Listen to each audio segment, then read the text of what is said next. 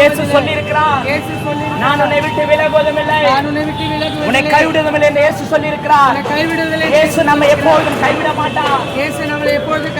அவர் ஒருவரையும் விட்டு விலகுவதும் இல்லை. இயேசுவிடம் வருகிறவர்களை புறம்பே தள்ளுகிறதில்லை. அவரிடம் வாருங்கள். என்னை நேசிக்க யாரும் இல்லை, என்னை புரிஞ்சிக்க யாரும் இல்லை.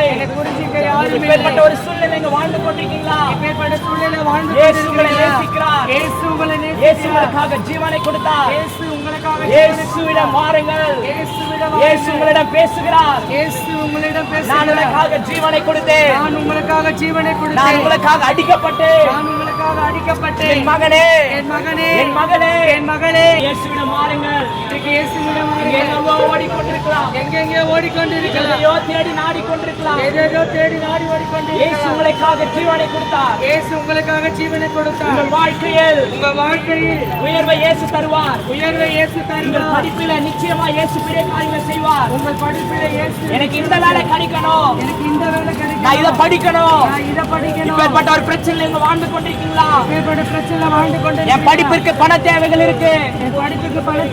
யார் என் பண தேவைகளை சந்திப்பா? இயேசுவின் தேவைகளை சந்திப்பா. இயேசுவிடம் வாருங்கள். இயேசுவின் குறைகளை எல்லாம் நிறைவாக்குவார். இன்றைக்கும் அன்பு ஜனமே, அன்பு சகோதரனே, அன்பு சகோதரியே, இயேசு சீக்கிரமாய் வரப்போகிறார்.